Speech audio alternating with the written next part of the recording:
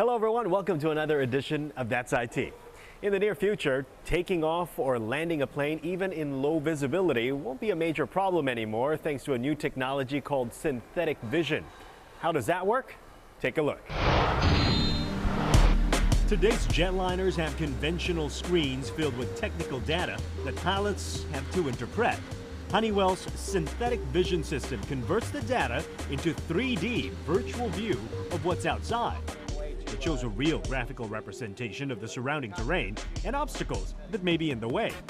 This means that even in zero visibility, in thick cloud, complete darkness, or fog, the pilot should be able to see where he's going just as easily as if flying conditions are perfect. The technology that we're showcasing here provides the pilots with precision navigation and improved situational awareness. That lets the aircraft fly much more efficiently, fly direct routes, and lets the pilots know exactly where they are anywhere in time, improving safety. The company claims synthetic vision system will improve what pilots call situational awareness, which in simple language means knowing where they are. The synthetic vision system features special landing and runway software that is aimed at making it easier for pilots to identify the right runway. On this flight, the pilot has the benefit of fine weather. But imagine it's foggy or stormy. You look through the cockpit window and you'll see next to nothing. Now look at the screen below and you'll see the runway lined up right in front of you. Well, if you're coming in to land in low visibility or in wind, the runway display gives you an indication of exactly where the runway is. If the aircraft is actually, if you're flying in a crosswind, the aircraft could be off to the side and you'd know exactly where to look for the runway, in this case straight ahead. For now, the synthetic vision system is only available in smaller business aircraft. But by next year or so, Honeywell expects to see more commercial airlines using its new fail-safe navigational system. And now we get hands-on with two of the latest smartphones out in the market this week. Just in case you're in the market, take a look at these before deciding. E7 is Nokia's new flagship business phone, and if you think it resembles the N97 both in form factor and style, then you are right. Except this one comes with a bigger 4-inch AMOLED capacitive touchscreen and Nokia's trademark clear black technology. So let's open it up and see how it can be a mobile office. The quick office application lets you view documents, spreadsheets, or PowerPoints, and even lets you create these documents on the go. The E7 comes with a standard 16 gig memory, but if that is not enough for you, then check out this attachment. Well, this thing allows you to plug in a flash drive to expand your storage space for you to import or export files without the hassle. Quite nifty. Now here comes the unfortunate part of the E7. It only comes with 3 home screens, while most of its contemporaries come with 5. And it still runs on Symbian's operating system. Not exactly the coolest OS around these days.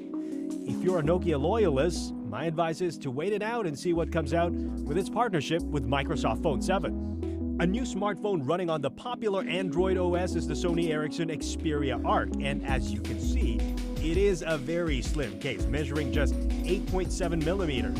The Arc is powered by the latest Android Gingerbread OS, and it is bundled with the latest Sony technologies, like Mobile Bravia engine, which takes TV innovation to mobile.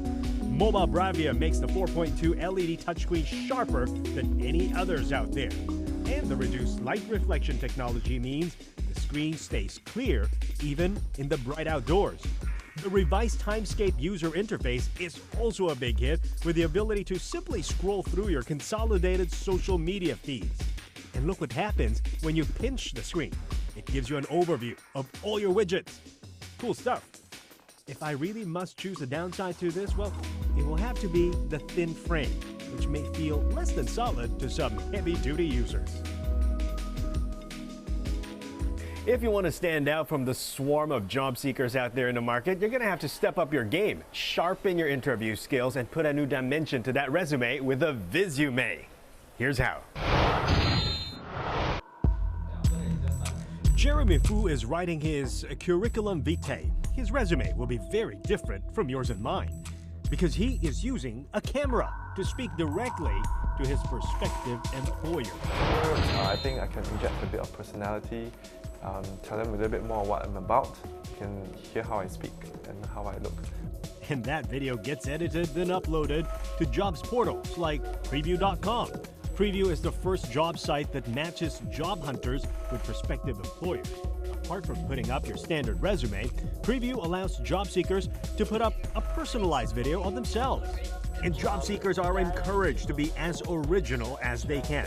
So, while Jeremy's style is still laid back, others can be more daring.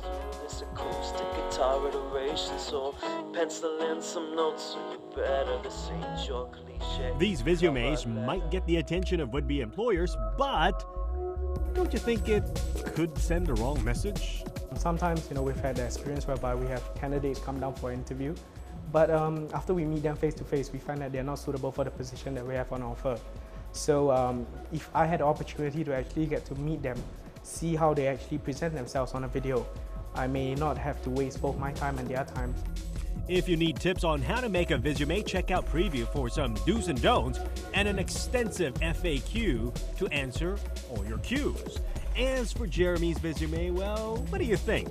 It brought together representatives. Some folks who saw it thought he should audition for my job. Well, I told Jeremy he'll have to wait until I'm gone before even thinking about auditioning for my job. That's IT. We'll be taking a short break, though. We'll be back in just a few weeks. But don't you worry, because you can always join our conversation on our Facebook page, and you can always follow us on Twitter. I'm Timothy Go. That's it. See you soon.